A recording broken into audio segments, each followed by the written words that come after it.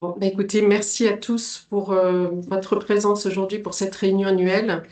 Donc, c'est toujours un moment privilégié où nous partageons avec vous le bilan de l'année écoulée et surtout nous posons les bases pour les années à venir. Alors, bon, déjà, je voulais aussi vous dire que pour nous, votre présence est précieuse parce qu'elle témoigne de la confiance que vous nous accordez. Donc, vous avez l'équipe au grand complet, presque dans son intégralité dans la salle. Et donc, ce sont les personnes qui œuvrent au quotidien pour délivrer les performances adaptées à vos attentes. Alors ça, c'est notre slide de présentation de la société de gestion habituelle. Donc, nos trois fonds, Action 21, Immobilier 21 et OCC 21, quatre gérants que vous avez devant vous. Et puis, je dirais que l'information peut-être intéressante concernant 2025, c'est que l'essentiel de la collecte s'est faite sur nos fonds de foncière cotée. Donc, ça représente 12 millions et ça porte les encours totaux de la société de gestion à 230 millions.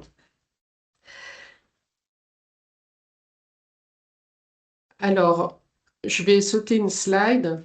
Euh, voilà, je vais passer sur cette slide-là parce que pour nous, c'est vraiment beaucoup de fierté et d'enthousiasme de vous montrer ces résultats. Donc, on espère que ces résultats sauront vous inspirer pour l'année 2026. Et nous avons trois vraies solutions d'investissement à vous proposer. Donc, sur cette slide, nous avons quatre raisons majeures de satisfaction. Tout d'abord, nos trois fonds sont en performance positive. Nos trois fonds ont créé de la surperformance. Et donc, cette surperformance, ça montre notre capacité à créer de la valeur. Les classements de nos trois fonds sont très bons. Donc, ça permet de positionner notre expertise parmi les leaders de nos marchés. Et puis, je dirais que surtout, ce qui est plus important encore à nos yeux, c'est que les multiples de valorisation sont très bas. Donc, on a réalisé ces performances avec des multiples à 11. Et ça, c'est un gage pour l'avenir. Alors, je repasse. Voilà, sur le programme. Donc, juste un petit mot, c'est vous dire que pour 2026, nous avons une ambition très claire, celle de vous accompagner au mieux dans vos choix d'allocation, en vous apportant des clés pour comprendre et maîtriser à la fois les foncières cotées et la value. Et qui de mieux qu'un expert pour vous éclairer? Nous aurons aujourd'hui le plaisir d'accueillir Serge Darol, qui est professeur de finance à Dauphine, à Paris-Dauphine, qui est un spécialiste reconnu et qui partagera avec vous son analyse et ses conseils. Je laisse la parole à Daniel.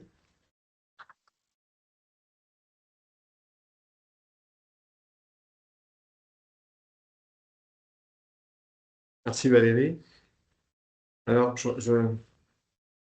il y a beaucoup de choses, comme toujours dans nos documents. On va essayer d'en dire les mots les plus simples.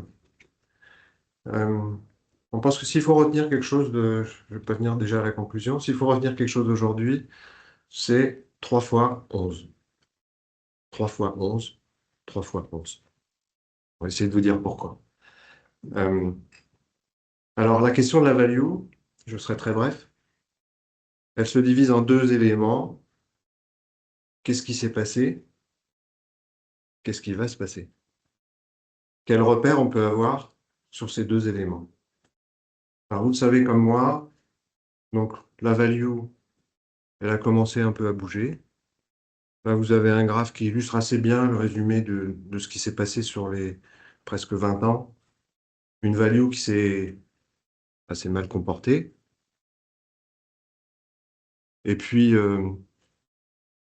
une histoire Covid, avec un faux départ, juste après Covid. On a cru que ça pouvait bouger. On a eu les vaccins, etc. Vous rappelez l'histoire. Et puis, depuis 18 mois, on a des éléments assez réels qui montrent que la value retrouve des couleurs, retrouve de l'intérêt, etc. Alors, comment expliquer cette évolution? Bon, on a eu la crise financière majeure qui a affecté de manière très importante notre écosystème financier, au niveau des dettes, au niveau des déficits des uns des autres, au niveau des taux d'intérêt. Et très souvent, on met en avant le sujet taux d'intérêt, ce que nous faisons là, pour essayer d'expliquer ce qui s'est passé. Et donc, c'est la slide suivante. Voilà. On voit apparemment une relation très forte entre les taux d'intérêt et la performance relative de la value. Alors, je, je- je- je vais me tourner vers notre professeur. Je pense que deux courbes qui sont parallèles ne sont pas forcément corrélées, n'est-ce pas, Serge? Il n'en reste pas moins que l'écosystème des taux d'intérêt a été majeur dans le fonctionnement de l'évaluation des entreprises, dans le comportement boursier des entreprises également, qui sont les deux facteurs majeurs qui expliquent la performance relative value face à croissance. Donc aujourd'hui, on a un début d'éléments de normalisation des taux d'intérêt, je dirais, et peut-être aussi un début de normalisation du rapport de force entre value et croissance. Voilà. Donc ça, c'est ce qui s'est passé. C'est une tentative d'explication. Je n'ai pas la prétention de dire que c'est l'explication, mais c'est une tentative d'explication importante, majeure. Et même si tout n'est pas normalisé, je parlais des dettes et des déficits. Vous savez comme moi que le sujet est encore sur la table, mais le sujet taux d'intérêt nous semble déjà relativement engagé dans une normalisation. Donc ça, c'est ce qui s'est passé. Ce qui s'est passé, Valérie l'a rappelé, elle nous a dit quatre choses. Il y en a trois sur le passé et une sur l'avenir. Alors, les trois sur le passé, on peut être très satisfait de l'année. Euh, Évidemment, je ne reviendrai pas dessus. Les gérants vont vous expliquer pourquoi. Mais fondamentalement, la question la plus importante, c'est qu'est-ce qui va se passer? Qu'est-ce que l'on peut dire sur l'avenir? L'avenir 26, évidemment, et au-delà. Et donc, on s'est amusé à faire juste un rapport entre les multiples de valorisation. Et c'est une autre manière d'expliquer ce que c'est que la value. Qu'est-ce que c'est que la value? C'est d'abord des multiples de valorisation. Alors, bien sûr, Jérôme vous diront que c'est pas suffisant, d'accord? Moi, je vais me permettre de dire juste ça quand même. Euh, donc, c'est un rapport entre multiples et performance. On est là pour faire de la performance pour les investisseurs. Et donc, quel rapport historique entre multiples et performance? Vous l'avez sur ce graphique. Alors là, on l'a fait pour le fonds Action 21. Vous voyez la courbe, elle est décroissante. Plus les multiples sont élevés, plus la performance est faible. Et donc aujourd'hui, on est sur des multiples de 11. Vous pouvez vous projeter sur la courbe. 11, ça fait une espérance de performance à 5 ans, durée de placement recommandée, autour de 10%. Alors, comment est constitué? Ça, c'est le premier élément de cette performance. Et vous voyez que le point zéro, c'est un multiple de 16, si je ne me trompe pas. Et donc, le multiple est un facteur majeur et central dans les espérances de performance. Alors, vous voyez la dispersion, il y a quand même une dispersion autour de chaque point, de chaque PER, mais on a quand même une relation très claire et forte. Alors, après, comment est constituée cette performance? C'est ce que vous avez à droite. Donc, à droite, vous avez la moyenne des performances. Vous voyez, sur un multiple sur une tranche de 11,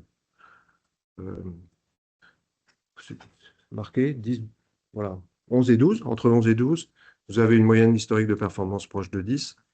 Et ce qui est important, c'est de regarder la rentabilité économique. Alors, c'est écrit en bas dans les petits. C'est quoi? C'est l'inverse du multiple. Hein, donc, l'inverse du multiple, je vous rappelle que l'inverse du multiple, pour ce qui nous concerne, c'est la performance économique d'un placement. L'inverse du multiple, à supposer que le résultat de l'entreprise, c'est bien son enrichissement annuel, ce que nous travaillons en permanence en retraitant les comptes lorsque ce n'est pas exactement le cas. Et donc, l'inverse du multiple, c'est le rendement annuel intrinsèque de l'investissement sans croissance. Et vous voyez que l'écart entre les deux est faible, très faible. Et donc, ça veut dire que la composante croissance est faible. Alors cet exercice, on l'a fait, on l'a pas mis ici, mais on l'a fait vous pouvez le faire par secteur, vous pouvez le faire pour l'ensemble du CAC, et vous aurez des résultats très proches de ça. C'est-à-dire qu'on a l'illusion de la croissance, elle est très forte, c'est-à-dire que on attribue à la croissance une contribution à la performance beaucoup plus forte qu'elle ne l'est dans la réalité. D'où l'intérêt en soi de se dire, je regarde d'abord le multiple, le rendement intrinsèque, plutôt que l'espérance de croissance, l'illusion de la croissance que l'on peut tous avoir. Alors, on vous l'a rappelé, là c'est sur action. La même chose sur le fonds immobilier, donc c'est des données réelles, hein. Et vous avez la même chose, c'est-à-dire sur une tranche de multiple actuelle de 11, 3 fois 11, hein, c'est le deuxième 11. L'espérance de performance à 5 ans. L'espérance de performance à 5 ans, elle est proche de 10%. Et le 10%, c'est quasiment l'inverse du multiple aujourd'hui. Donc, voilà, on ne va pas vous vendre du rêve, on va vous rendre la capacité à trouver des rentes raisonnables, crédibles et durables. Voilà. Donc, le 3 fois 11, je pense que la réunion est terminée, puisque vous en êtes maintenant convaincus. Donc, je vais laisser quand même maintenant d'abord à Serge de vous expliquer, au-delà de cette explication un petit peu frustre, mais ça me va tout à fait, euh, une analyse un petit peu plus performante de ce qui s'est passé et pourquoi la value, comment analyser ce qui s'est passé sur la value. Et donc, Serge, je te laisse la parole. Merci beaucoup.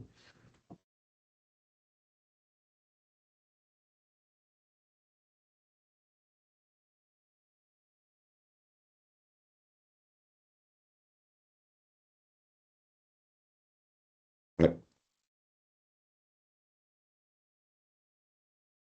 Ok, super. Merci beaucoup. Donc, merci pour cette introduction. Je suis Serge Darol, je suis professeur de finance à Dauphine. Je ne suis pas là pour vous faire un cours sur la value, mais l'idée est de vous donner un peu une perspective un peu différente sur le moteur de performance qu'est la value et comment le monde académique en fait l'a traité. Vous allez voir il y a des gens qui ont réfléchi dans le monde académique à ça. Et je pense que la valeur, elle est justement de confronter cette vision un peu académique de gens qui ont réfléchi à des modèles de valorisation d'actifs, souvent très complexes, et de voir quel est l'impact ces modèles et ces réflexions peuvent avoir sur la gestion au quotidien d'un fonds value. Et donc, c'est ce passage-là, en fait, que j'aimerais bien qu'on fasse ensemble, entre la théorie et la pratique. Donc, je ne suis pas là pour vous donner des conseils d'investissement, mais je suis là pour vous mettre, quelque part, pour mettre sur la table tous les éléments, en fait, qui vont vous permettre, effectivement, de mieux comprendre et donc de mieux utiliser la value dans une stratégie d'investissement beaucoup plus globale. Voilà un peu ce que j'ai envie de faire. Donc, dans cette présentation, c'est une présentation qui est relativement courte, hein. On va pas, on va pas partir pour 3 heures de cours. Demain, j'ai 3 heures de cours sur la value avec mes étudiants. Donc, vous imaginez que je pourrais faire la même chose aujourd'hui avec vous, mais beaucoup seraient partis avant la fin. Alors que mes étudiants, eux, ils sont obligés de rester jusqu'à la fin. Donc, il y a 4 slides. Et si vous voulez aller plus loin, on a un papier de recherche d'une dizaine de pages, en fait, qui est assez synthétique et qui reprend tous les éléments que je vais survoler aujourd'hui avec vous. Donc, la base de tout, je pense, quand on a ma position en fait d'académique, c'est d'aller regarder ce que les autres ont fait avant. Donc, l'idée, c'est de ne pas réinventer la roue, de s'inspirer. Euh, la recherche académique, c'est une recherche séquentielle. On essaie d'avoir une contribution, mais cette contribution, on la pose sur des travaux qui ont déjà été effectués. Et donc, c'est intéressant de regarder les dates. Quand est-ce que les gens ont commencé à s'intéresser à la value dans le monde académique? Donc c'est un peu voilà, ce déroulé, je vais dire, hein, qui va commencer par Fama French, Donc, Fama, c'est quand même un prix Nobel d'économie qui a essayé de rationaliser le fonctionnement des marchés. C'est un rationaliste, hein, ce n'est pas un comportementaliste. Et l'idée était relativement simple, c'est les modèles d'évaluation classiques, donc le CAPM, en fait, fonctionnait pas très bien. Et donc, il fallait essayer d'avoir des modèles un peu plus fins qui allaient comprendre quels sont les facteurs de risque et comment finalement, les prix réagissent aux conditions de marché. Et donc, il y a eu une recherche qui a été entamée en 92, donc plutôt successful, puisque aujourd'hui, tout le monde est dans cette direction-là, sur comment, en fait, comprendre la formation des rendements des actifs financiers sur un marché. Avant Fama French, on pensait tous qu'il y a le marché, chaque actif a un bêta par rapport au marché, et donc le rendement qu'on peut espérer, c'est bêta fois le rendement du marché. Si vous pensez ça, c'est très simple, vous achetez un ETF, vous achetez le marché, et vous avez le portefeuille qui est optimal. Et on s'est rendu compte que non, en fait, on pouvait aller et on pouvait faire mieux que le marché, on pouvait battre le marché en choisissant de s'exposer à certains facteurs de risque. Donc, il y a la taille qui est sortie, donc small cap, large cap, et il y a la value, contre value croissance. Et tout ça a été formalisé dans ce papier de recherche et on a démontré que effectivement, ça avait du sens d'avoir une exposition à la value sur une période longue. Donc, on n'est pas sur des arbitrages de très très court terme, hein. On est vraiment sur, voilà, si vous êtes investi pendant 20 ans dans la value, à la fin de ces 20 ans, vous allez avoir et vous allez récupérer une prime de risque, c'est-à-dire que vous allez être rémunéré pour le risque que vous avez pris sur les stocks value. Donc, il y a des cycles, hein. Donc, on peut, finalement, si on se veut trop opportuniste, on peut rentrer dans dans la mauvaise partie du cycle. Mais en tout cas, sur le long terme, ce que démontre la recherche académique, c'est que la prise de risque, elle est rémunérée. Et donc, on peut avoir, en fait, et ça a du sens, d'avoir de la value dans son portefeuille d'investissement.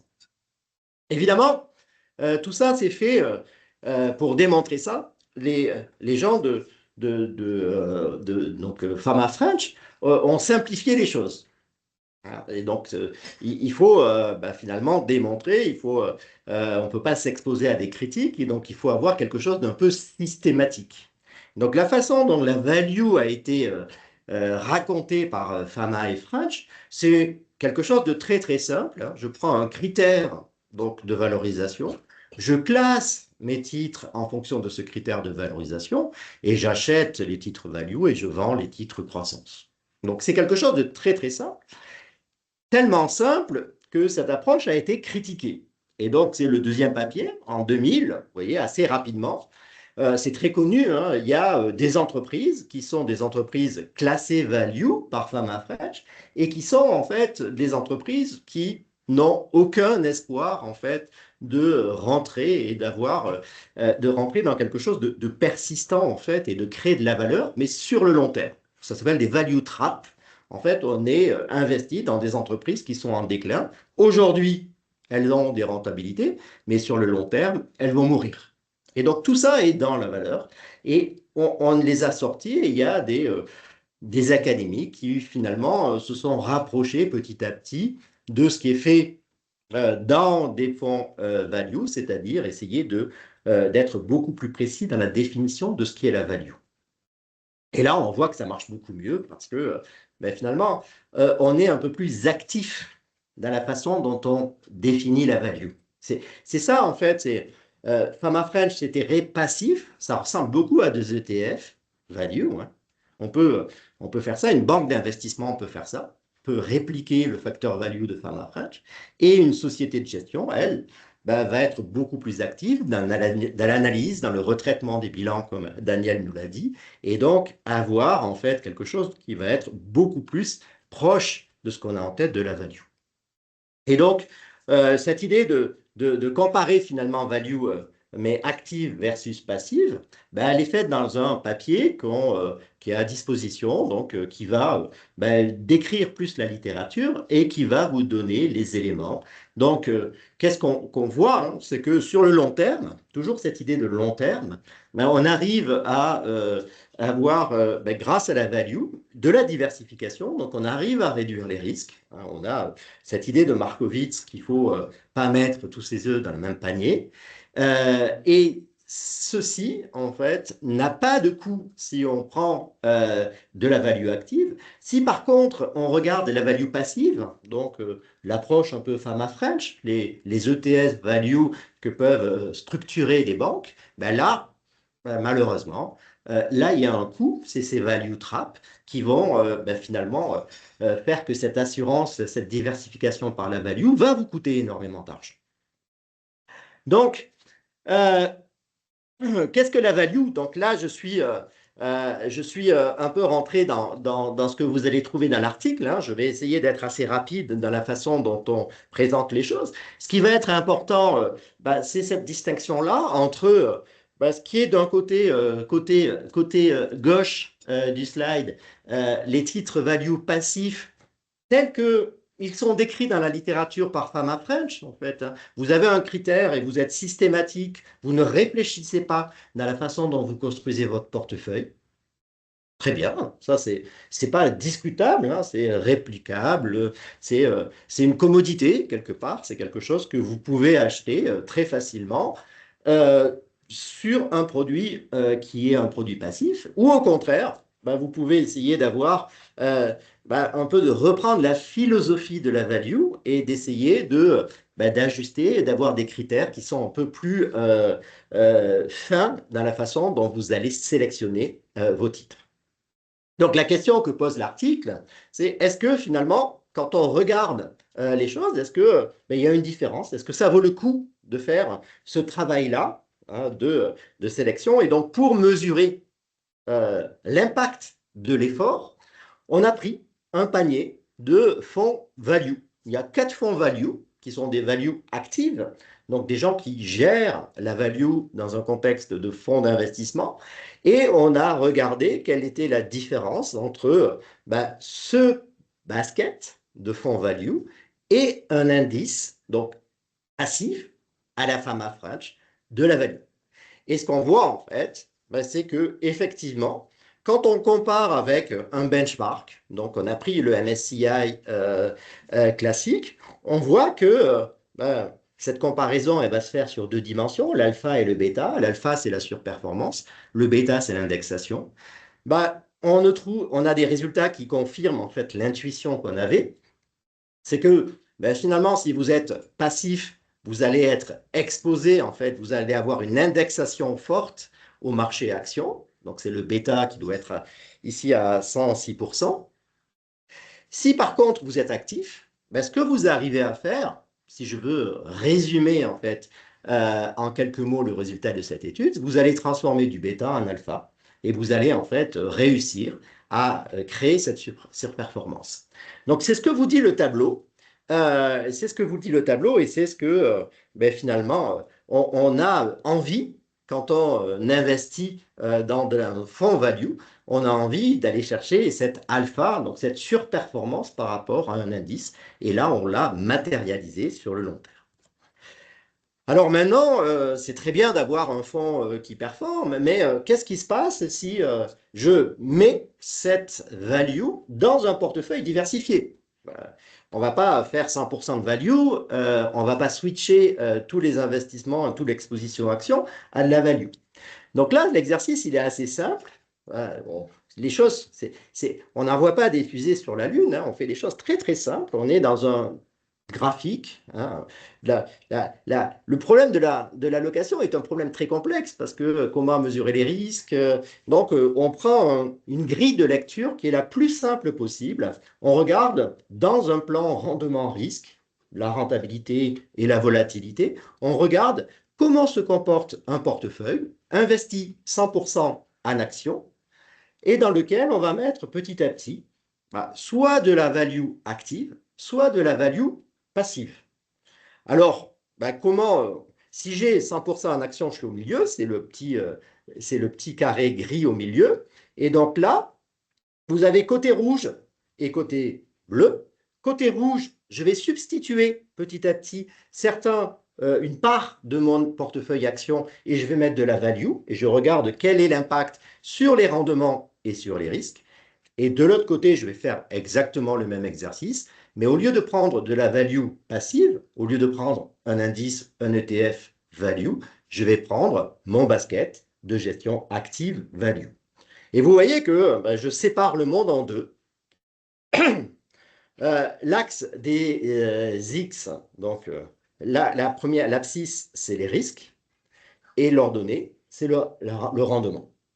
Donc, quel que soit le rouge, ma solution rouge ou ma solution bleue, je reste à peu près au même niveau, hein, c'est-à-dire que je n'ai pas forcément un impact important. Je regarde quand même effectivement que si je prends de la gestion active, j'ai cette alpha qui va me permettre en fait d'avoir un impact positif sur les rendements espérés. Alors que côté rouge, ça me coûte.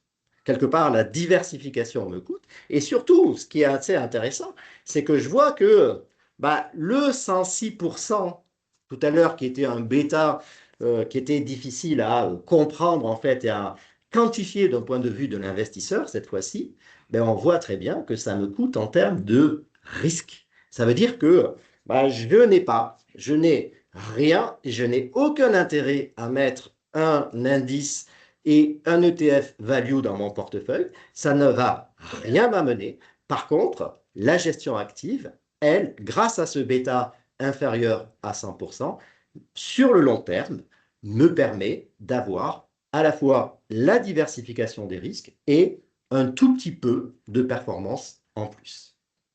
Alors évidemment, et ça sera ma conclusion, où est-ce que je m'arrête?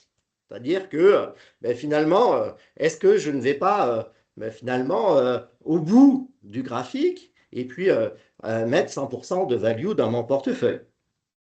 Donc là, j'ai fait un deuxième exercice et je me suis dit, mais finalement, si j'ai un portefeuille aujourd'hui, c'est que ce portefeuille, on ne fait pas de la location d'actifs si on n'a pas à côté des engagements ou un passif. Donc il y a cette idée d'ALM. L'actif sert à couvrir les passifs que j'ai en face de ces actifs. Et donc je ne veux pas en fait créer trop de distorsion dans mon portefeuille et je veux que la value effectivement m'amène de la valeur, me diminue les risques, mais je veux garder cet alignement avec mon passif. Donc ce que j'ai fait, c'est que j'ai calculé quelle est la tracking error qui va être induite par l'investissement dans la value. Et donc là, j'ai en abscisse le pourcentage de value que je mets dans mon portefeuille initial et en ordonnée, la tracking error que je vais générer par cette substitution. Et donc, ça veut dire que maintenant, je vais lire mon graphique à l'envers. Je vais avoir un objectif de tracking error. Est-ce que je veux une tracking error égale à 1%, à 2%? Et je vais regarder quel pourcentage de value je peux mettre dans mon portefeuille pour atteindre cet objectif de tracking error. Et on voit très bien que pour 1%, ça fait 15, pour 2%, ça fait 30. Et donc, ça me donne en fait le dernier élément de ma réflexion. Quel est le pourcentage que je dois mettre dans mon portefeuille s'il ne veut pas m'éloigner trop de mon portefeuille initial? Et donc, soit je suis, et c'est ce qui ressort de cette étude, hein, alors on peut dire, ce n'est pas un conseil, mais c'est vraiment les chiffres qui parlent. Hein, dans ce cadre-là, avec toutes les hypothèses, donc avec le basket que je vous ai montré, avec la période d'étude, donc long terme, on voit très bien qu'on a une idée de quel est le pourcentage de value qu'il faut mettre et surtout que cette value qu'il faut mettre dans votre portefeuille, c'est une value qui est active et pas une value passive. Voilà, c'était tout ce que j'avais à vous dire sur la value. Merci beaucoup.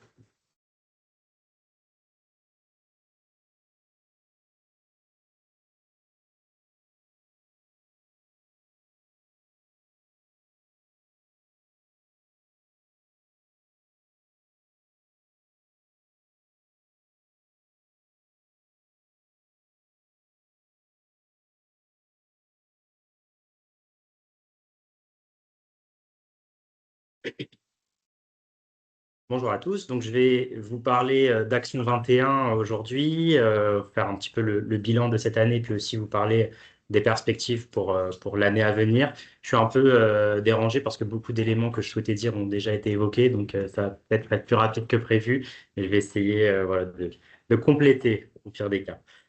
Bon, il y a un petit plan, mais je vais vous le faire petit à petit. Bon, ce qu'on voulait vous montrer dans cette présentation, c'est que la value, aujourd'hui, elle dispose, selon nous, d'atouts qui sont à la fois structurels et d'atouts qui sont conjoncturels. Sur les structurels, ce qu'on voulait évoquer principalement, c'était justement cette question de value active par rapport à value passive. Si on refait un petit descriptif, mais je pense que vous le savez maintenant que vous nous suivez depuis un moment, la value, juste, qu'est-ce que c'est? C'est simplement acheter des titres qui sont décotés, qui sont sous-valorisés et qui ont mécaniquement, par le rendement implicite que la décote renvoie, un potentiel de rendement. Ce rendement est donc élevé, mais il nécessite évidemment de faire une analyse approfondie, c'est ce qui a été évoqué juste à l'instant par Serge, de réaliser donc une étude approfondie pour éviter les value traps. Et c'est ça justement la différence entre la value active et la value passive. C'est notre analyse des comptes, des sociétés, des secteurs, des cycles, l'analyse ESG aussi, qui va contribuer justement à éviter ces value traps pour générer de la performance. Donc voilà, pourquoi on considère que c'est pertinent pour un investissement value de réaliser, d'investir dans de la value active, c'est justement ce qui avait été expliqué. La value passive, si vous regardez un petit peu la méthode de construction des ETF value, c'est de prendre, donc de partir des capitalisations et ensuite de calculer des score value qui sont dus aux multiples de valorisation actuels et puis ensuite de repondérer. Donc on n'a vraiment pas d'analyse qualitative des sociétés, ce que je disais, donc des comptes, des analyses sectorielles, des cycles économiques, même macroéconomiques ou boursières. Et donc c'est en effet ce qui nous permet, selon nous, d'éviter les value traps.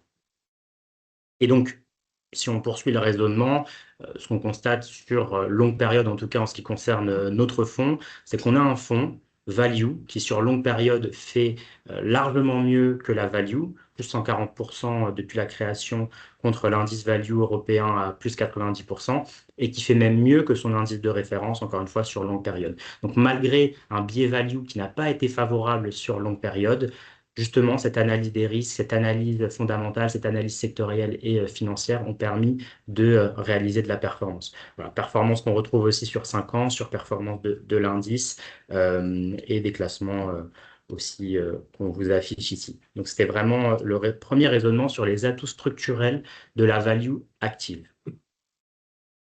On va faire maintenant le bilan 2025. Le bilan 2025 est très positif, avec à la fois une très bonne performance absolue, plus 21% pour notre fonds, et aussi une très bonne performance relative, plus 7%, qui a été construite justement grâce au scénario qu'on avait évoqué ici même l'année dernière. Le classement sont aussi de bonne facture et on est content pour cette année 2025 et on va vous expliquer comment cette performance est construite et ensuite comment on voit 2026. Alors justement, pour rappeler un petit peu, donc la surperformance qu'on a créée, la bonne performance, ça n'a pas été que le cas d'Action 21. C'est vrai que la value dans son ensemble, à plusieurs niveaux, a retrouvé de l'intérêt, ça a été évoqué aussi, et a réalisé des bonnes performances.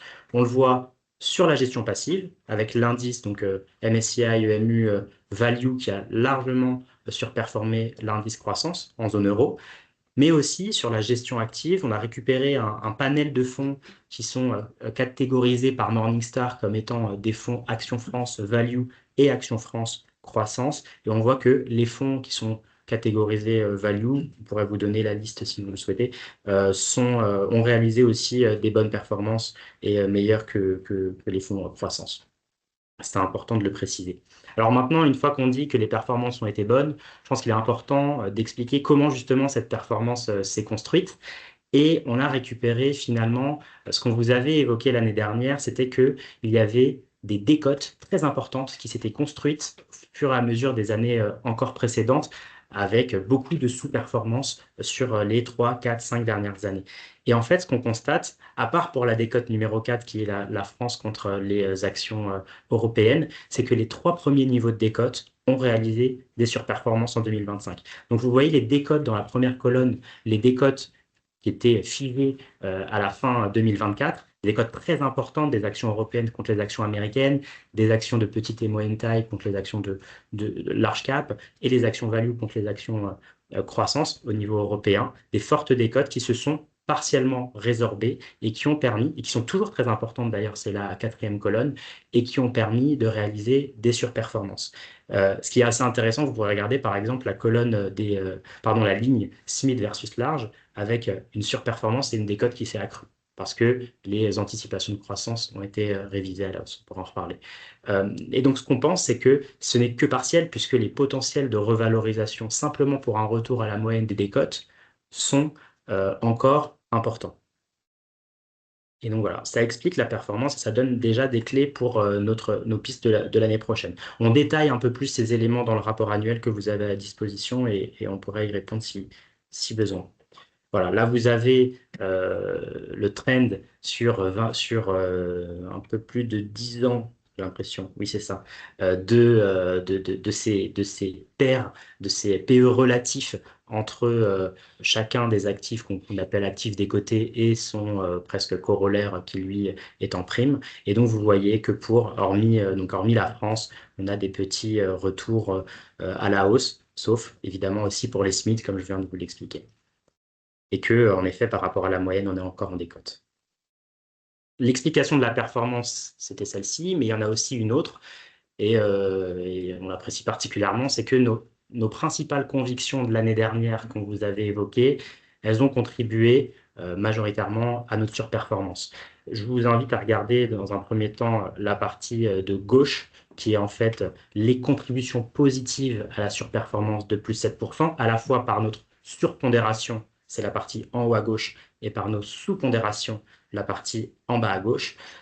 On avait évoqué les banques qui étaient très décotées et qui retrouvaient un trend un peu positif. Elles ont énormément performé, notamment la Société Générale, vous avez dû le voir. L'immobilier coté est aussi un contributeur positif de 2 points de performance. Et les utilities, principalement Engie, mais aussi d'autres, DP notamment, qui ont bien performé cette année. C'était 3 secteurs qui faisaient partie de nos convictions très fortes l'année dernière. Je vous renvoie au rapport de l'année dernière, en l'occurrence. À l'inverse, on avait des sous-pondérations assez importantes sur le luxe et sur Sanofi. Le luxe pour un manque de visibilité et des valorisations qui étaient toujours importantes début 2025. Et Sanofi pour un problème de concentration du portefeuille avec un seul médicament, on vous le rappelle, qui représente 40% du chiffre d'affaires et qui est amené à rentrer dans le domaine public très bientôt. Voilà, ça n'a pas plu. Cette année, pour Sanofi, ça a été compliqué parce qu'ils ont eu pas mal d'essais cliniques qui sont sortis avec des résultats mitigés et donc qui créent encore plus de pression sur les années à venir. Voilà, on est toujours un petit peu mitigé sur la valeur. C'est un premier avis. Donc voilà, ça c'est pour la partie positive. La seule forte conviction finalement, donc là je vous renvoie côté droit, la seule forte conviction qui n'a pas contribué positivement et qui a plutôt même légèrement coûté, c'est les entreprises de services numériques.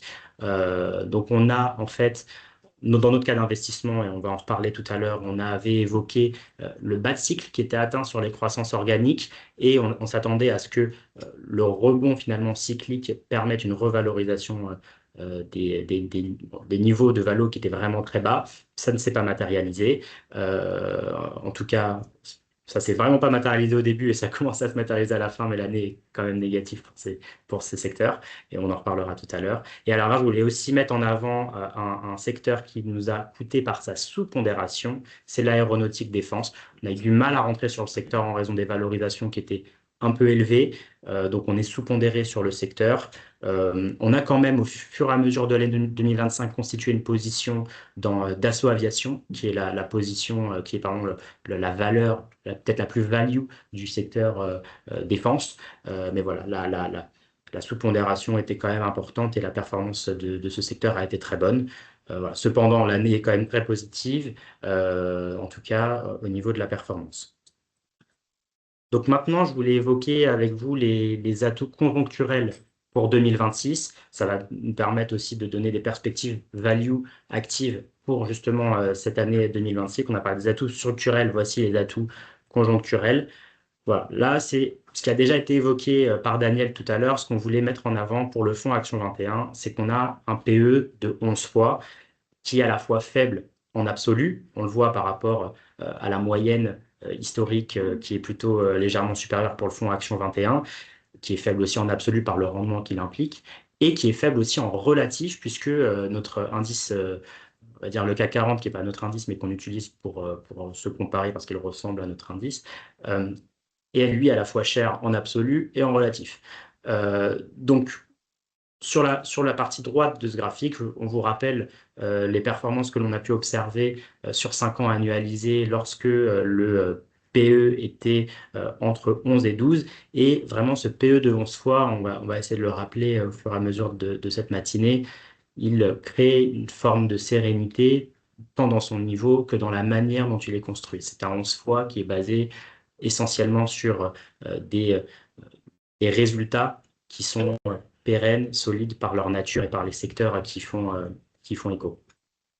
Mais ce qu'on voulait vous montrer justement, c'est que la décote en elle-même, elle ne suffit pas. C'est pas parce qu'on a 40% de décote par rapport à notre indice que on va le surperformer. D'ailleurs, ça c'est déjà avéré qu'avec 40%, on ne fasse pas mieux que l'indice. Mais c'est comment il est construit ce 40% de décote. Aujourd'hui, ce qu'on constate, c'est qu'entre notre fonds Action 21, donc entre les valeurs qui le constituent et les valeurs qui constituent le CAC 40, on a un faible écart de croissance anticipée de BPA.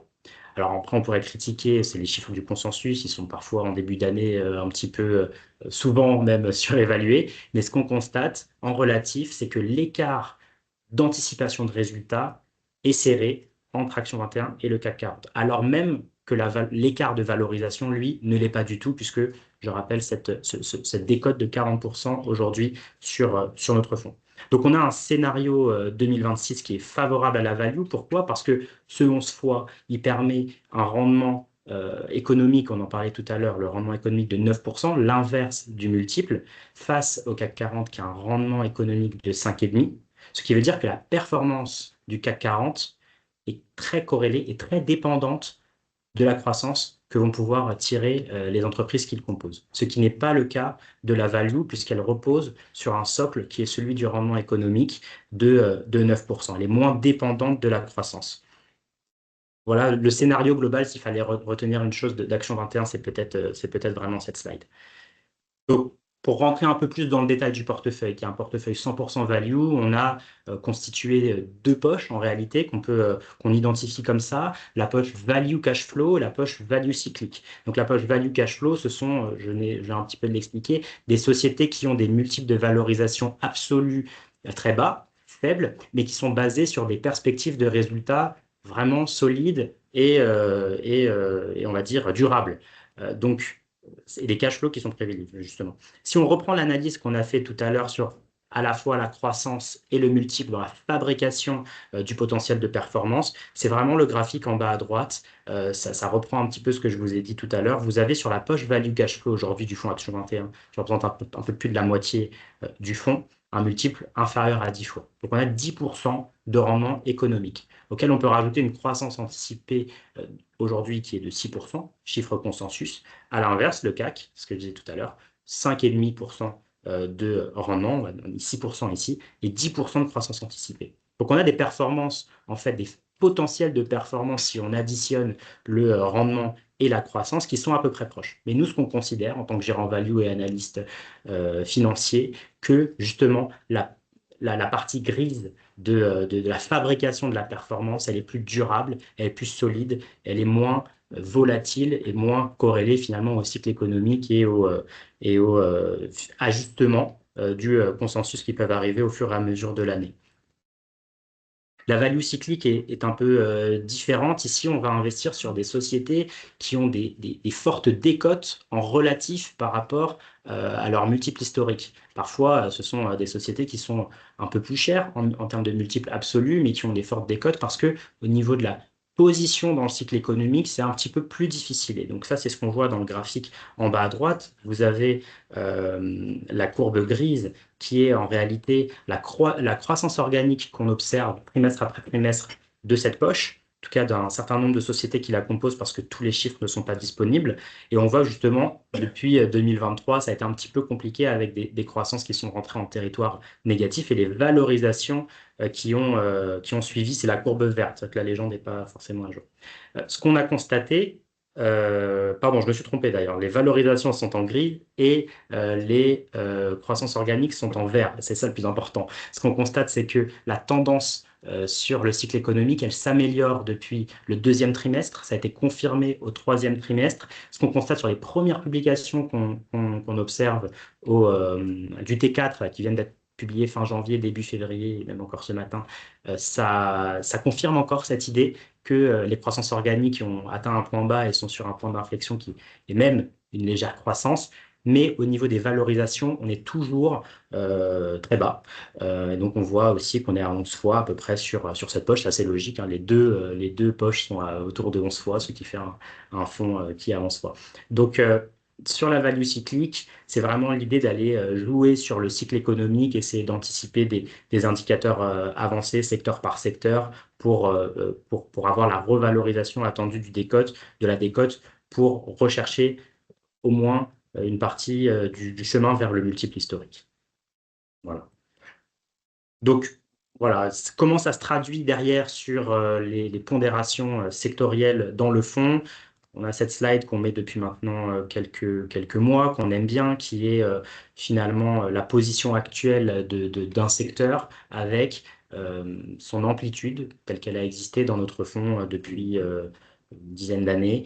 Et donc, ce qu'on constate, c'est qu'on a un fonds finalement qui n'est pas très différent de celui qu'on a pu vous proposer l'année dernière, avec des banques qui sont la principale ligne, qui ont même monté en raison des performances. On n'a pas fait d'achat, on a même plutôt fait des ventes, mais en raison des performances, la pondération, c'est un petit peu apprécié. L'immobilier coté, qui reste une forte conviction. Les ESN, on va en reparler, on a un petit peu bougé depuis le début de l'année. Et les utilities, qui sont aussi, un peu comme les banques, mais dans une moindre mesure, ont bien progressé. On a fait quelques ventes, mais la pondération est restée assez stable. Voilà, je mets en avant aussi, parce que c'est toujours important de le faire, des secteurs qui ont été importants historiquement et qui sont à zéro aujourd'hui, comme l'automobile et la santé. On va en reparler, mais c'est des positions un peu plus structurelles. Il va en falloir beaucoup pour qu'on retourne sur ce secteur, en tout cas beaucoup plus que ce qu'on a aujourd'hui. Je voulais vous présenter très rapidement quelques secteurs. Et puis ensuite, je laisserai la parole au deuxième fonds. Les banques. On nous questionne beaucoup sur les banques. On nous demande est-ce que finalement, c'est pas un peu trop tard d'investir sur les banques après la performance, en tout cas les banques françaises, après la performance de l'année dernière. À cette question, en fait, on a deux réponses. On détaille un peu plus aussi dans le rapport.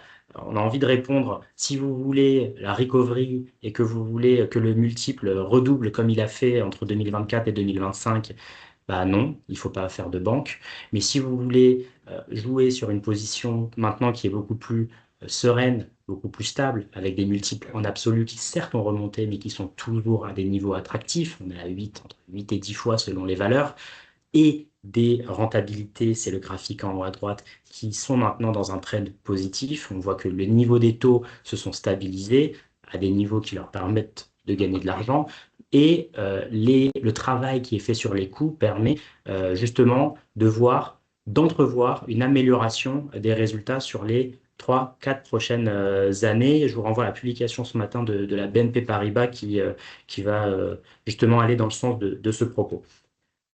Et donc, ce qui est assez intéressant avec ce secteur, c'est qu'on pourrait presque considérer qu'il est passé de la branche value cyclique avec le point d'inflexion que vous voyez en 2024 sur le ROTE ici et la valorisation qui était faible par rapport au multiple historique. C'est un petit peu ça l'idée de la value cyclique et qui aujourd'hui presque est devenue une value cash flow puisqu'on a des multiples absolus qui sont bas à 9 fois, entre 8 et 10 fois et des résultats qui sont en tendance positive sur les années à venir et avec une distribution importante à la fois en dividendes, mais aussi en share buyback qu'on n'a pas mis dans ce graphique, mais on a des retours à l'actionnaire qui sont vraiment de bonne facture sur tous ces dossiers.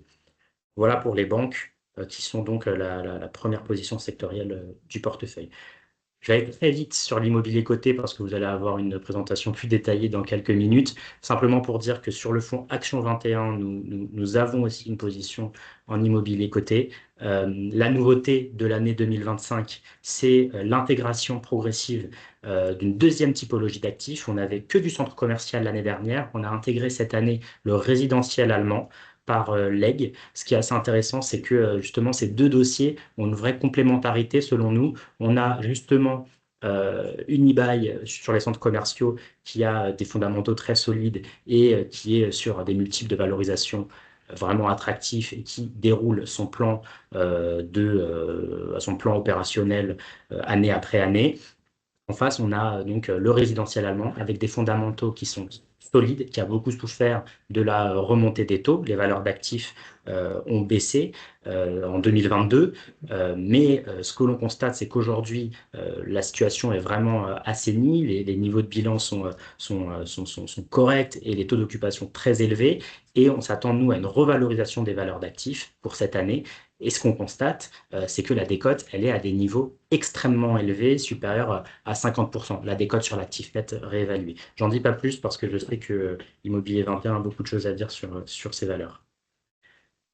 Un petit point sur les entreprises de services numériques qui sont assez, voilà, avec une vision un peu difficile à expliquer. Je vais essayer de le faire rapidement et s'il y a des questions, on sera ravis d'y répondre. On est dans un contexte un peu dual, où on a à la fois le cas d'investissement qu'on avait évoqué l'année dernière, qui se matérialise avec justement des valorisations qui ont énormément baissé.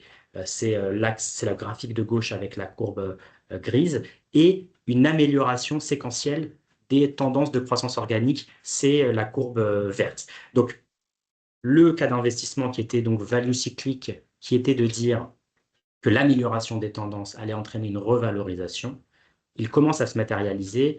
Et là, pour le coup, je vous renvoie à la publication d'il y a une semaine d'Alten, qui a été très positive, justement, qui est la première à avoir publié celle qu'on a en portefeuille, mais on a aussi eu Infotel et OB, qui sont des SMID françaises, qui ont été vraiment dans le bon sens, avec des croissances anticipées positives pour l'année 2026, donc qui justement peuvent donner cette tendance à la revalorisation des multiples.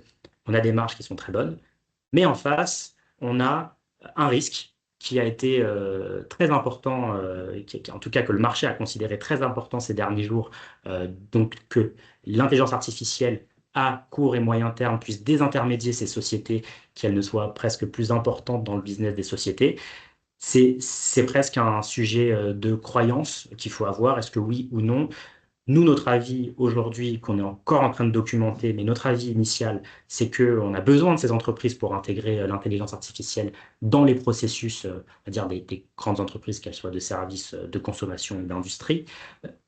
Pour autant, on l'a vu dans certains contextes passés, et même très récents, quand le marché a quelque chose qu'il ne peut pas percevoir, un risque latent, constant sur une valeur, il peut faire très mal. Et donc, on a pris la décision très récemment d'alléger notre position sur le secteur, qui reste quand même surpondéré par rapport au, au, euh, au benchmark. Donc, on a vendu la moitié de notre position sur le secteur, vraiment sur ce côté où on a à la fois à court terme des signaux positifs et à moyen long terme des risques non maîtrisables, non quantifiables qui peuvent peser sur le secteur à court, moyen, long terme. Un petit mot sur le pétrole, qui est une position aussi importante du fonds à 10%. Je voulais juste vous alerter sur l'équilibre du marché. L'année dernière, on vous disait qu'il y avait justement une perception d'un déséquilibre qui commençait à arriver entre l'offre et la demande. On avait eu Trump qui avait dit qu'il fallait vraiment que les États-Unis reviennent sur le marché pour gagner des parts de marché. On avait l'OPEP+, qui disait qu'elle allait augmenter, ou en tout cas réduire ses coupes de production justement pour équilibrer les budgets, ce qui était important. Et en fait, ça s'est vraiment matérialisé d'un point de vue d'équilibre. Donc, sur la courbe de gauche, vous voyez la production qui s'est vraiment découplée par rapport à la consommation mondiale sur la dernière année. et ça a pesé aussi sur le prix du Brent, évidemment, qui est parti à la baisse sur l'année 2025. Là, vous l'avez sur le temps long.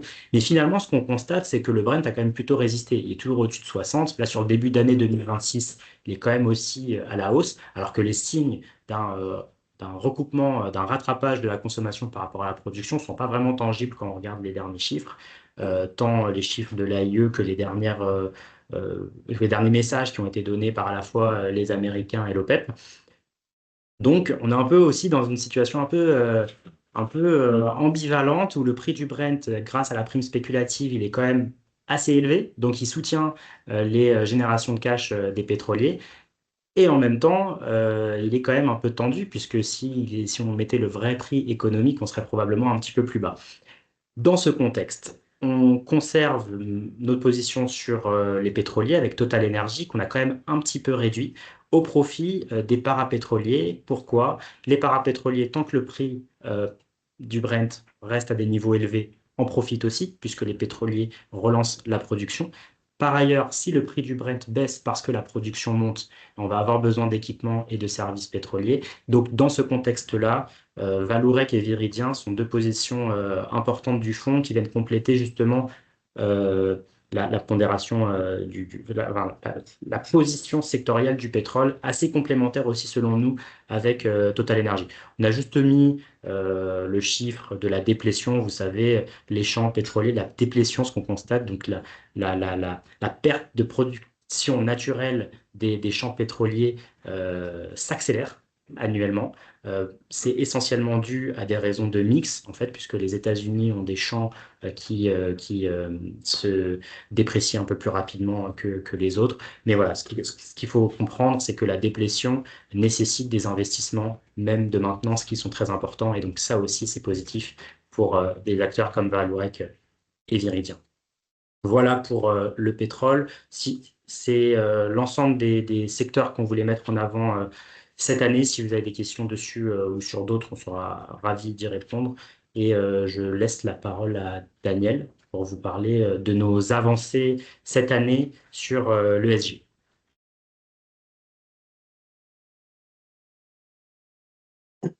Merci Alexis. Très rapidement sur le SG, d'abord parce que le sujet intéresse un petit peu moins. Et donc, comment on a titré le sujet? Il faut sauver le soldat ESG. Je pense que vous serez d'accord avec nous. Euh, le su- Et ce n'est pas tellement une surprise d'ailleurs, notre analyse du sujet avec Laurent depuis 5 ans, un peu plus, c'était de dire qu'est-ce qu'on peut faire de crédible, de réel, d'utile sur le SG. Malheureusement, notre écosystème, de notre point de vue, n'a pas fait les bons choix. Alors, on a essayé de lutter contre ça, on a essayé, nous, de faire des choix un peu plus convaincants. Et l'histoire, je crois, permettez-moi de ne pas être très modeste, l'histoire, je crois, nous donne raison sur ce plan-là. Pourquoi? Parce qu'on a voulu faire une ESG qui allait résoudre les problèmes de la planète en adoptant une attitude punitive, moralisatrice pour les mauvais élèves. Et donc, le schéma ne nous a pas convaincus et aujourd'hui, euh, on est un petit peu à la croisée des chemins sur la manière d'aborder le sujet. Alors, pour ce qui nous concerne, vous vous rappelez, notre position a été un peu critiquée il y a 6 ou 7 ans. Elle a consisté à dire, le G pour nous, ça doit être un contributeur à la performance, d'abord. Notre mandat principal, c'est la performance. Si le ESG ne contribue pas à la performance, on ne l'intègre pas. Deuxièmement, on veut un ESG qui soit crédible, qui soit mesurable, et qui soit une marque de progrès des entreprises et réelle. Et donc c'est pour ça qu'on a voulu retenir un certain nombre d'indicateurs qui vont dans ce sens-là. Alors on a bien sûr, comme la réglementation nous l'oblige, fait une notation gloubi-boulga de mélange de très très nombreux indicateurs qui sont parfois les uns les autres contradictoires, etc., et dont la viabilité est très aléatoire. on a retenu une optique très différente, consiste à dire, prenons un truc très simple, mais crédible et réel. Et donc c'est pour ça on a deux indicateurs majeurs pour chacun de nos fonds. Le premier qui est pour l'immobilier, la part des immeubles faisant l'objet d'une certification environnementale. Ouais, donc c'est une norme qui commence à se généraliser, y compris auprès des foncières elles-mêmes dans leur communication. Et pour ce qui concerne nos fonds actions, c'est la part du business que l'on peut qualifier de vert. Alors, c'est la part du business liée à la transition énergétique, c'est la part du business qui est économe en énergie, etc. Et donc, les conclusions qu'on peut tirer aujourd'hui, c'est que euh, la démarche globale ESG, je parle même au-delà de notre écosystème de l'investissement, hein. La démarche qui a consisté à dire d'imposer aux entreprises de publier euh, des rapports sur l'ESG qui sont des monstres d'informations que personne n'utilise. Notre démarche a consisté à dire prenons quelques éléments simples et je vous invite à regarder, je crois que c'est le graphique. Ah, c'est bien ça, excusez-moi, celui d'à droite, et la barre noire qui mesure le progrès des entreprises sur la part de leur business que l'on peut qualifier de vert. Alors, on pourra vous donner des définitions plus précises, mais c'est quelque chose de très précis, vraiment qui consiste à regarder le chiffre d'affaires. Vous voyez que les entreprises ont fait l'objet d'un progrès très réduit sur cette partie-là. Donc la démarche globale a eu un succès très mitigé au niveau des entreprises. Hein, il y a une surinflation d'informations, de communication des entreprises, de rapports dans tous les sens sur est-ce que les entreprises ont une bonne pratique, mais dans la réalité des business, le progrès est très faible. Hein, et donc ça, c'est d'abord cette conclusion-là qu'il faut retenir sur l'ensemble des entreprises de l'univers des sociétés cotées. Et puis, nous nous comparons à cet univers. Alors, vous voyez on a une performance par vers du chiffre d'affaires très supérieure à notre univers. Bon, c'est lié à notre poids, euh, effectivement, de portefeuille. Vous voyez que ça baisse d'ailleurs sur l'année 2025 pour une raison d'arbitrage de portefeuille, de choix de valeur, en particulier la réduction de position sur les utilities liées aux très bonnes performances, hein, qui ont conduit à une baisse, mais on reste très nettement supérieur à la performance des entreprises. Voilà. Et donc, ça, c'est le premier point de la performance ESG de notre portefeuille mesurée par des indicateurs réels qui nous permettent de dialoguer avec les entreprises et qui nous permettent de faire des performances financières. Alors, ça c'était notre première manière d'aborder le sujet. On ne peut pas courir tous les lièvres à la fois. On a privilégié les sujets environnementaux qui sont l'enjeu majeur, comme vous le savez. Il n'en reste pas moins qu'il y a d'autres indicateurs intéressants qui peuvent avoir un effet sur la performance financière des entreprises. Et donc, depuis un certain temps, on cherchait un indicateur sur le côté social. Quel indicateur sur le côté social on peut trouver qui a un effet sur la performance financière des entreprises? Et il se trouve qu'on en a trouvé un, et que l'on vous livre ici pour la première fois, à savoir, c'est l'absentéisme. L'absentéisme est une mesure très intéressante de la performance d'une entreprise, parce qu'elle mesure le climat social d'une entreprise, elle mesure le dialogue entre une entreprise et ses salariés, elle mesure l'appréhension du travail tous les jours, aujourd'hui et demain, et elle a des traces directes en termes de performance financière de l'entreprise. Hein, donc cet indicateur, il fait l'objet d'une note que nous avons rédigée, qui est à votre disposition, qui permet d'avoir pour la première fois, je crois, un indicateur crédible qui mesure une vraie performance ESG et ses conséquences en termes de performance financière pour les entreprises. Donc là, vous avez donc le résultat des chiffres de cette collecte d'informations auprès de notre univers d'investissement qui est composé d'à peu près 200-250 entreprises. Vous voyez que le taux d'absentéisme a fortement progressé pendant la période Covid, qu'il est en train de baisser. Est-ce qu'on peut dire normaliser? Je n'en sais rien. L'avenir nous le dira, en particulier lorsque nous aurons les chiffres 2025. Il n'en reste pas moins qu'on a plutôt une tendance à la hausse par rapport à la situation avant Covid. Et donc, Ça, c'est la première remarque. Deuxième remarque, vous avez des disparités sectorielles très importantes qui sont liées vraiment à la nature des entreprises, je dirais, aux difficultés aussi. Vous voyez, par exemple, ce n'est pas très surprenant que le secteur du BTP est dans des niveaux d'absentéisme élevés, hein. Donc, voilà. Donc, après, des évolutions à l'intérieur de chaque secteur qui sont également très intéressantes pour pouvoir mesurer le climat social réel des entreprises.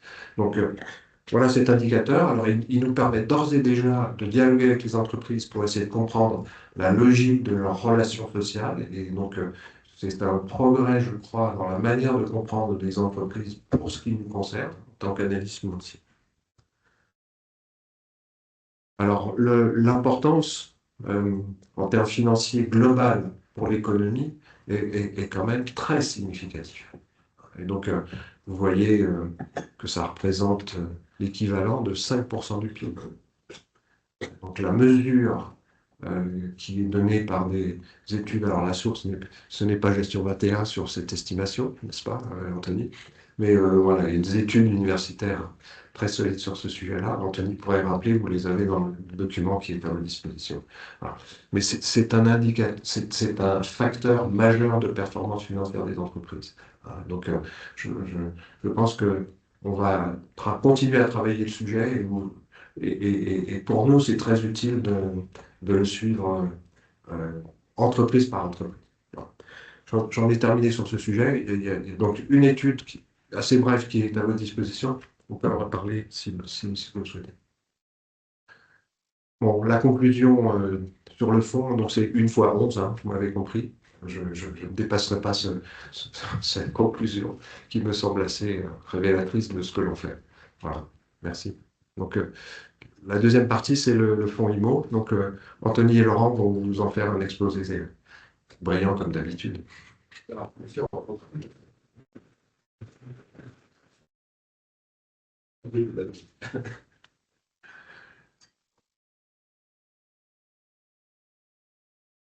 Alors, la technique. Bon, peut-être. Oui, il faut que je m'abaisse un peu. Je crois que c'est ma taille sur la pointe des pieds. Là. Bon. On va vous parler de l'immobilier coté. Bon.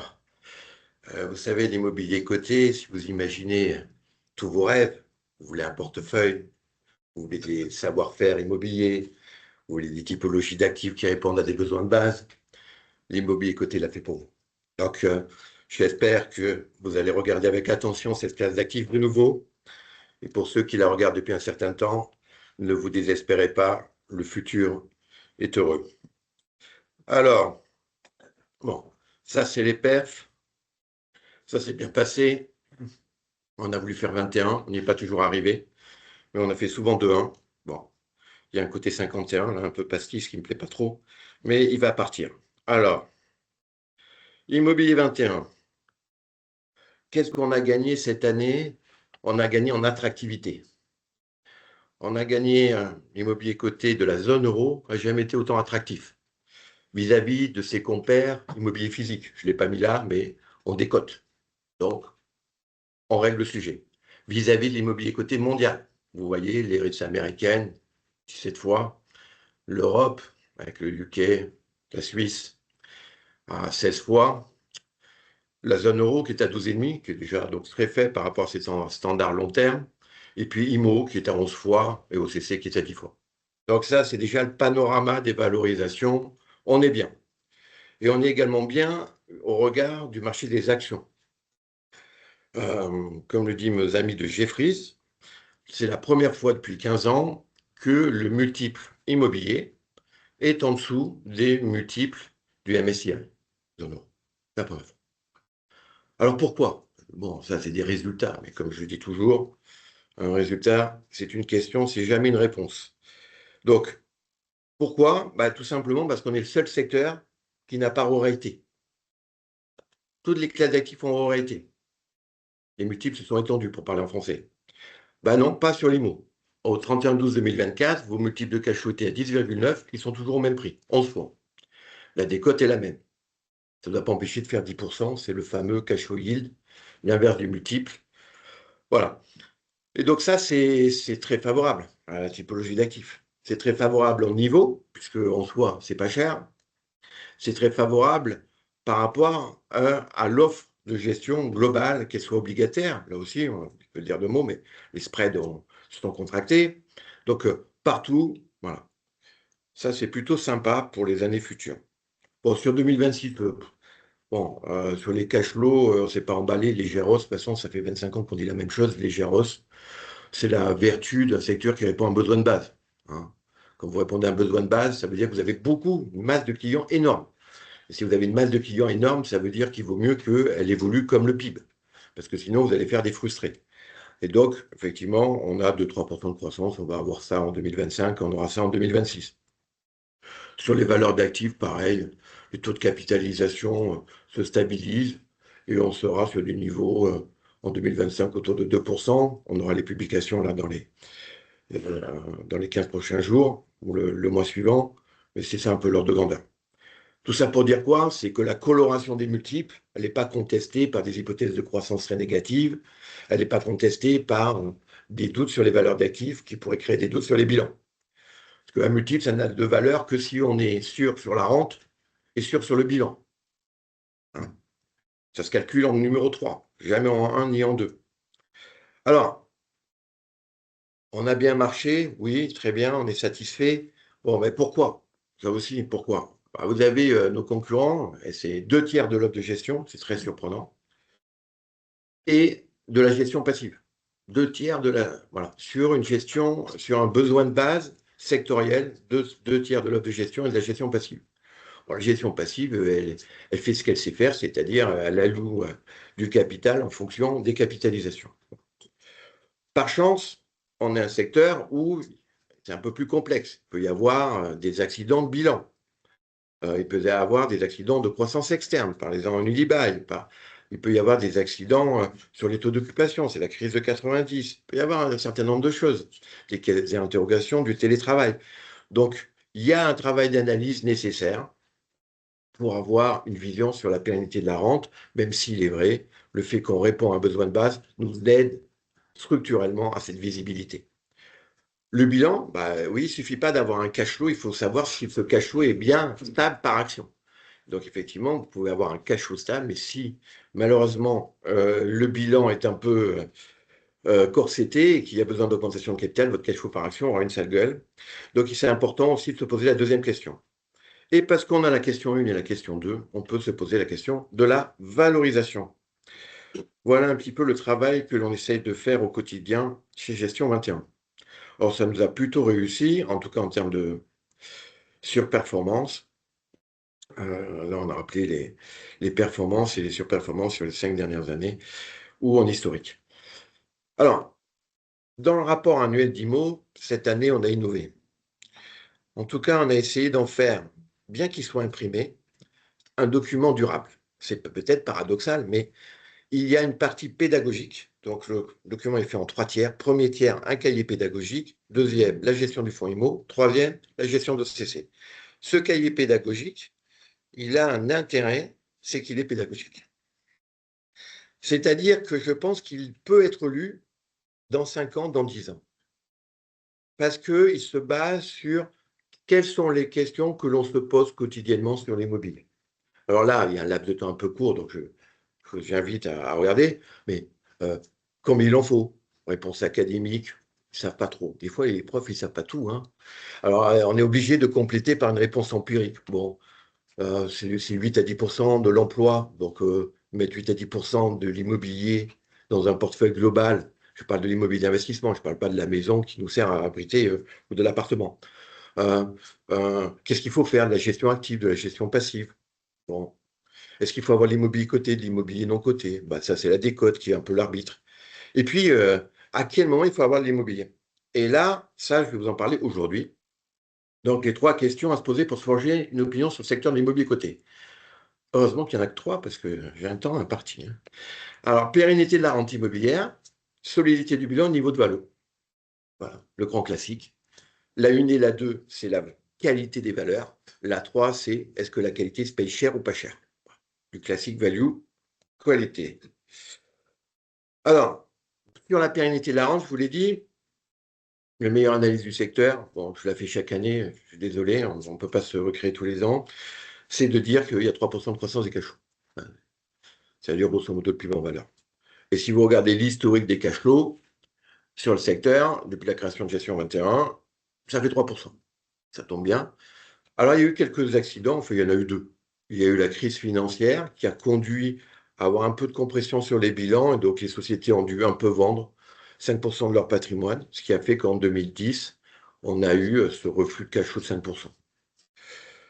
Et puis en 2020, vous savez ce qui s'est passé, on a eu notamment les centres commerciaux qui ont été fermés pendant 4 mois, enfin 2 mois économiquement, 2 mois, et donc ça a eu cet impact. En dehors de ces deux événements extrêmes, croissance des cash flows, c'est du solidaire. Aujourd'hui, alors, les taux d'occupation, les produits vendus, en tout cas l'offre offerte par les foncières cotées, plaît aux clients. Ça s'appelle le taux d'occupation. Hein. Alors, ça plaît un peu partout, un peu moins en périphérie parce qu'il y a un peu moins de besoins. Hein, avec le télétravail, voilà, donc les besoins sont concentrés plutôt. Il y a eu un report, en tout cas, une concentration ou une polarisation du marché. Anthony va vous en parler. On est peut-être dans un moment clé où les choses vont se stabiliser entre les bureaux prime qui ont pris toute la demande et les bureaux périphériques qui ont vu leur taux d'occupation baisser. Voilà. Mais toutes les autres typologies d'actifs, c'est plutôt sympathique, des taux d'occupation très élevés et même la tendance est à l'amélioration. Un autre indicateur, le taux d'effort. Alors ça avait été important dans la documentation qui a précédé le lancement d'OCC, OCC 21. On avait vu qu'il y avait des zones où les taux d'effort étaient très élevés, notamment chez nos amis anglo-saxons qui étaient dans le retail bashing parce qu'ils voyaient peut-être des taux d'effort très élevés. Et puis la zone euro qui, elle, était sur des taux d'effort tout à fait acceptables. Le taux d'effort, je le rappelle, c'est le rapport entre les loyers et les chiffres d'affaires. Plus il est élevé, plus... voilà. Alors, la question de la pérennité de la rente, pour moi, on l'a réglée. La question des bilans solides, on l'a d'autant plus réglée qu'on a passé la baisse des valeurs d'actifs qui pouvait créer une pression sur les bilans. Et aujourd'hui, vous vous rappelez, on avait appelé, je crois, l'année dernière, le rapport le tournant, quelque chose comme ça. Il y avait un tournant sur les valeurs d'actifs. Et donc aujourd'hui, les valeurs d'actifs, elles sont égales, voire légèrement positives. Donc les bilans retrouvent de la respiration. Donc ça, c'est très important parce que le sujet augmentation de capital, tout ça, en tout cas augmentation de capital défensive, on oublie. Parce qu'on a eu répondu à la première et à la deuxième question, il faut se poser la question maintenant de la valo. Et sur un secteur qui a une faible croissance, la valo, c'est important, peut-être encore plus important que le reste. Donc aujourd'hui, sur le secteur, on est à 12,5. Là, c'est le secteur, hein, c'est pas nous. Et on est en soi pour le fonds immobilier 21. On a été plus bas, mais pas avec les mêmes risques. En 2009, on avait un vrai sujet, hein, je pense que vous vous rappelez. En 2022, on avait des bilans qui laissaient entendre que les rentabilités exigées allaient augmenter, donc les prix des actifs allaient baisser. On a reconstitué la prime de risque quasiment sur toutes les typologies d'actifs aujourd'hui. C'est démontré sur le retail depuis 2022. C'est démontré sur les autres typologies d'actifs, hors le résidentiel, qui effectivement est encore perturbé par les effets taux. Mais je pense que ça ne va pas durer. On peut en parler. Historique de décote. Des codes cash flow, on les présente de façon pédagogique en faisant 2 diapos, mais il y a un lien. C'est difficile d'avoir une très forte surcote et un très petit multiple de cash flow, et inversement. Hein. Il y a quand même un lien, parce que la décote, c'est un dopant de la rentabilité immobilière non cotée. Bon. Donc, pourquoi on est serein aujourd'hui? Parce qu'autour de nous, ça aurait été pas chez nous. On a fait 10% de perf, voilà, classique, tranquille. On a répondu à notre question favorablement. Voilà. L'horizon, c'est joli mot l'horizon, je pense. L'horizon est dégagé.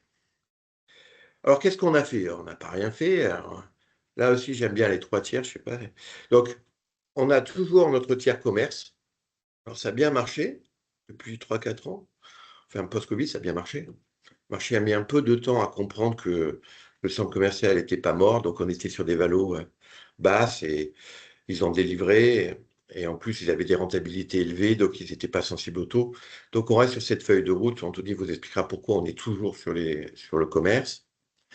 Le résidentiel allemand, en apparence, on n'a pas bougé, mais on a beaucoup bougé parce que le résidentiel allemand a baissé. Donc pour maintenir notre niveau d'allocation, dès le dernier trimestre et en ce début d'année, on a renforcé le résidentiel allemand. Et puis sur les autres typologies d'actifs, on est sorti totalement d'un dossier prime qui s'appelle Colonial. Colonial, peu connu, hein, parce qu'ils sont détenteurs ils ont fusionné avec SFL, Foncière Lyonnaise, mais Immobilier Colonial. Voilà, donc on a un peu baissé le bureau, on continuera, je pense, un petit peu. Et après, on fait un peu du stock picking, c'est un petit peu difficile. Même si on a une opinion positive, après, il faut tenir sur les marchés sous-jacents, il faut tenir compte de ce que nous dit la bourse. Des titres comme WDP qui surcotent, on peut aimer la logistique, mais on n'aime pas trop la surcote. Donc, on n'en a pas. Voilà. Voilà un petit peu ce qu'on tenait à vous dire. Anthony va nous faire l'opinion des différents marchés. Des différentes typologies d'actifs, donc de l'immobilier coté. Laurent vous a parlé des pondérations. C'est plutôt clair. Ce que l'on aime le plus, c'est aussi ce qu'on a le plus dans le portefeuille. Donc, c'est les centres commerciaux zone euro et les logements en Allemagne. On apprécie un peu aussi la logistique zone euro. On est plutôt vigilant sur les bureaux QCA zone euro du fait de la hausse de la vacance. Et également, on reste à l'écart des bureaux périphériques pour la même raison. Je vais vous parler en détail donc de trois des typologies d'actifs qui constituent 80% de notre portefeuille. Donc, qui sont les centres commerciaux zone euro, les logements en Allemagne et les bureaux. Donc, pour les centres commerciaux, vous le savez, c'est une classe d'actifs qui nous est chère. On en a sur Action, on en a sur IMO, on a un fonds dédié aux centres commerciaux. Et donc, pourquoi on aime les centres commerciaux? Parce que c'est des fondamentaux solides avec des valorisations attractives. Donc, les fondamentaux solides, on peut les voir grâce au taux d'occupation. Les taux d'occupation sont stables, pérennes. Même pendant le Covid, on peut voir qu'ils ils sont pas descendus en dessous de 95%. Aujourd'hui, ils sont à 97%. Donc les fondamentaux sont solides avec des taux d'effort qui sont également soutenables pour les commerçants. Donc on est en moyenne à 12% au T3, ce qui nous amène à de la croissance organique des loyers donc au T3 2025 avec une moyenne donc de 3,4%. Donc tous ces fondamentaux-là sont très solides et pourtant on a un multiple de cash flow qui décote toujours par rapport au secteur. Donc aujourd'hui, on est à 10 fois sur les centres commerciaux, ce qui est également le cash flow d'OCC, et on est à 12 fois donc sur le secteur. Donc on a une décote qui est attractive et donc avec ses fondamentaux solides, c'est pour ça que c'est une classe d'actifs que l'on apprécie beaucoup. Ensuite, le résidentiel allemand. Alors le résidentiel allemand, c'est le mal aimé de 2025 avec ses moins 15%. Pourquoi moins 15%? C'est surtout une réaction boursière excessive du fait de la hausse des taux allemands. Donc, on pense que l'impact réel de la hausse des taux était moins important que ces moins 15%. C'est pour ça qu'on a décidé cette année aussi de le renforcer, pardon, et également parce que les fondamentaux sont solides. Donc on a des taux d'occupation qui sont à 97%. Comme vous le savez, il y a une insuffisance de l'offre dans les secteurs de résidentiel, et ce qui nous amène également de la croissance organique dans le secteur du résidentiel allemand, avec pourtant une décote qui est de 50% encore cette année et qui continue d'augmenter alors même qu'on observe donc un point d'inflexion sur les valeurs d'actifs. Laurent vous en a parlé, les valeurs d'actifs sont en train donc de repasser en zone positive et on peut le voir en 2025. C'est la première fois depuis 2021 donc que toutes les valeurs d'actifs sont en augmentation. Donc c'est pour ça qu'on a décidé cette année de renforcer le résidentiel allemand et c'est pour ça qu'on a fait en janvier également.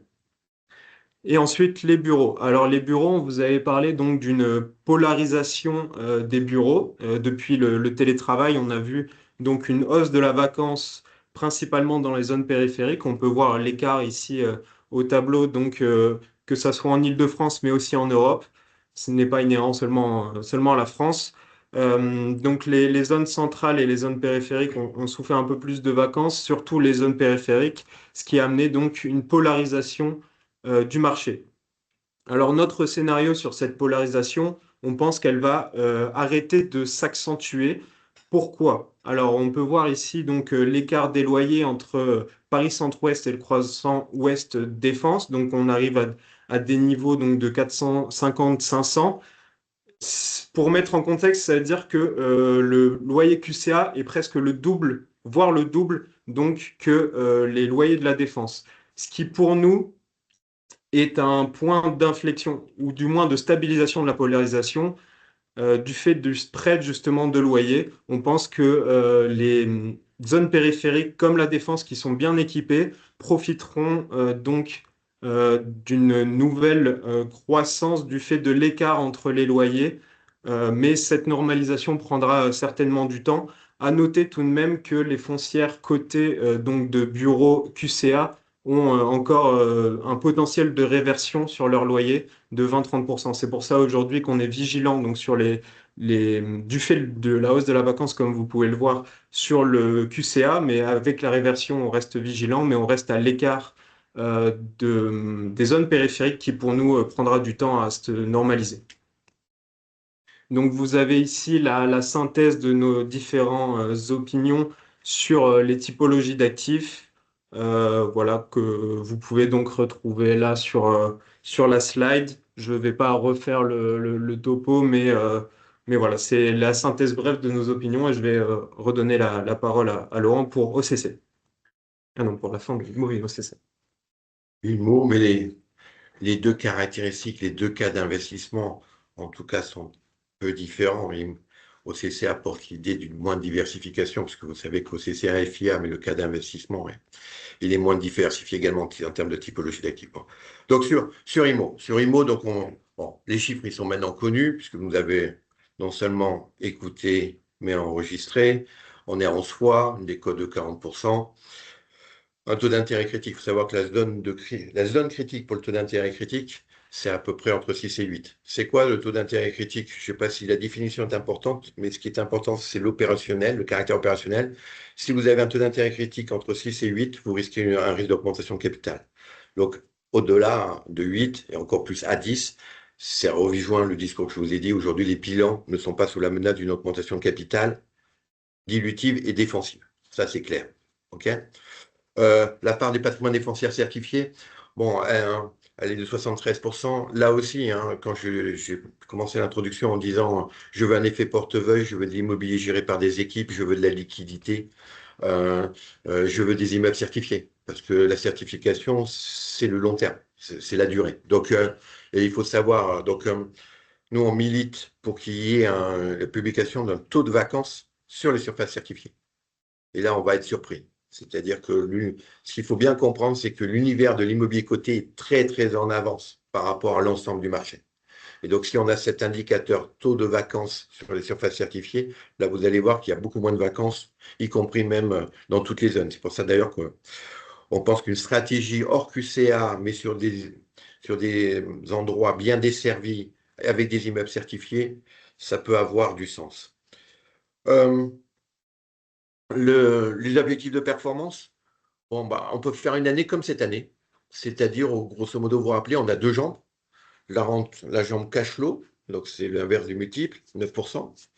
Et puis la jambe décote, réduction de la décote. Bon, cette année, il y en a une qui a fonctionné, et il y en a une autre qui n'a pas été activée. Est-ce qu'en 2026, ça sera comme 2025? Peut-être, j'en sais rien. Est-ce que sur les 5 ans, l'option de réduction de la décote est probable? Oui, oui, très forte probabilité. L'incertitude, elle ne vient pas du fait qu'elle n'aura pas lieu. L'incertitude, elle vient du fait quand. D'accord? Donc, vous avez un scénario central, 9 plus 2 de croissance annuelle, sans évolution des valeurs d'actifs, ce qui n'est pas notre scénario. On pense qu'il y aura une légère hausse, sans réduction de la décote. Je vous dis, ça peut être notre scénario comme ça peut ne pas être notre scénario. Voilà, mais plus on augmente l'horizontal, plus la probabilité d'une réduction de la décote existe. Donc on est plutôt sur un scénario à 11-20%. D'ailleurs, scénario qu'on a su réaliser sur 2009-2014. Donc ce qui est aussi important, c'est qu'est-ce qu'il faudrait pour faire de la perf à zéro? Il faudrait se retrouver sur des multiples qu'on n'a jamais vus. Voilà. C'est-à-dire à peu près 6 fois, compte tenu que le moteur avance à 9 km/h, voire 11 km/h tous les ans.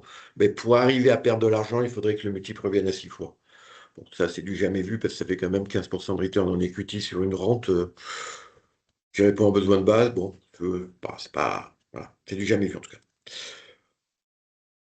Les caractéristiques, je vous l'ai dit, forte rentabilité économique, niveau de décote, bon, tout ça est connu.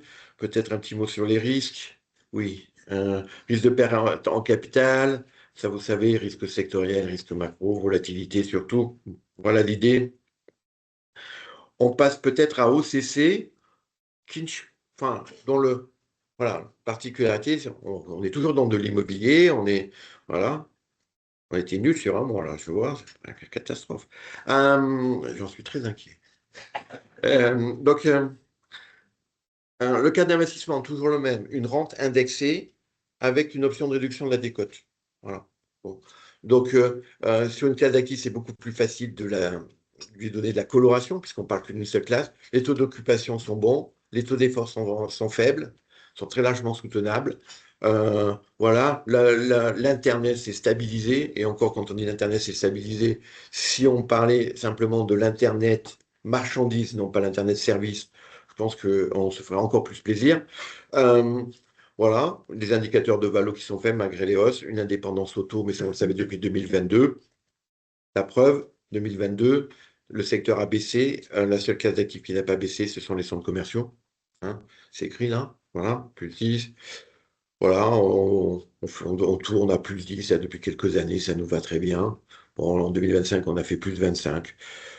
On a un peu raté, mais on a eu aussi la chance d'avoir parmi le portefeuille les trois plus grosses pondérations qui ont été plutôt les trois plus meilleures performances. Donc on a un peu moins raté que ce que laisse supposer les 25%. Enfin, on est bien, on est toujours à 10, hein, c'est parfait. Ça, Anthony a su très bien vous dire pourquoi on aime les centres commerciaux. Voilà. C'est des rentabilités élevées, donc moins de sujets macro. C'est des taux d'occupation et des taux d'effort, donc rente protégée. Et tout ça à un prix qui est inférieur à un secteur qui lui-même n'est pas cher. Donc, pourquoi s'en priver? Alors, ce qui est différent avec IMO quand même, IMO, on a une trentaine de valeurs. Sur OCC, on en a trois fois moins. Pourquoi? Parce que déjà, l'univers, on a à peu près un taux de sélectivité de 50%. On a l'univers de 20 et on le transforme en 10 titres. D'accord? Sur IMO, on a plutôt 65-70 valeurs, on les transforme en 30 titres. Hein, donc on a le même niveau de sélectivité, mais c'est pour ça qu'on a fait un FIA. On n'a pas fait ça pour faire snob. Hein. On a fait un FIA tout simplement parce qu'on ne pouvait pas faire un FCP. Sinon, on aurait fait un FCP retail. En raison du nombre de titres qui ne pouvaient pas permettre, quand vous avez 20 titres, si vous faites un FCP, vous avez tous les titres. C'est pas quand même la culture de la maison. Donc, un multiple de cachot à 10 fois, rentabilité économique, décote, TIC, NTV, avec un bel ambassadeur aujourd'hui, Unibail, qui quand même a retrouvé des couleurs. Il a retrouvé non seulement du dividende, mais pourquoi il a retrouvé du dividende? Parce qu'il a retrouvé des couleurs. Donc, il a retrouvé un nouveau management aussi. Un peu plus punchy, un peu plus peut-être actionnariat compatible. Donc, voilà, peut-être un peu trop tôt, parce que quand vous payez 10 fois, vous n'avez pas besoin de raconter une histoire croissance. Mais bon, visiblement, c'est le mandat du nouveau. On aurait pu attendre un peu, peut-être un Unibail à 110, 120, là, on aurait pu mettre le joker homme croissance. Bon, toujours est-il que l'objectif de performance 5 ans, 10%, toujours pareil, 10 plus 2. Et puis si on a un peu de réduction de la décote, on va être à plus qu'à deux chiffres et plus proche de 20. Voilà un petit peu. Alors une autre particularité, euh, IMO a déjà retrouvé un peu de coloration aussi sur le dividende, mais ce n'est pas ces chiffres-là. Vous le verrez dans le rapport annuel. Pourquoi? Parce qu'on a encore des dossiers qui ont besoin notamment le résidentiel allemand qui a besoin de redistribuer un petit peu. Unibail, lui, est en montée en puissance sur ce sujet-là. Mais on a la chance sur OCC quand même d'avoir des rendements sympathiques. puisque sur la base de la valeur liquidative, j'espère que c'est écrit, sinon on va se faire gronder par notre RCCI. Oui, sur la base des valeurs liquidatives, du 31-12, on a un rendement de 6,60 sur la part ID et de 5,1 sur la part AD. Le sujet, le cas d'investissement est toujours le même par rapport à IMO, rentabilité élevée, liée à la décote, pérennité du cash flow, niveau de distribution important, classe d'actifs intéressante, moins diversifiée, diversification se faisant chez l'investisseur, puisqu'elle n'existe pas dans la fabrication 21 structurellement, puisque on a 10 titres. Voilà. Pas une annexe quand même, je ne vais pas mettre ça. Voilà, je ne sais pas si vous avez des questions sur les différents. Oui, je pense qu'on peut prendre les questions sur les défauts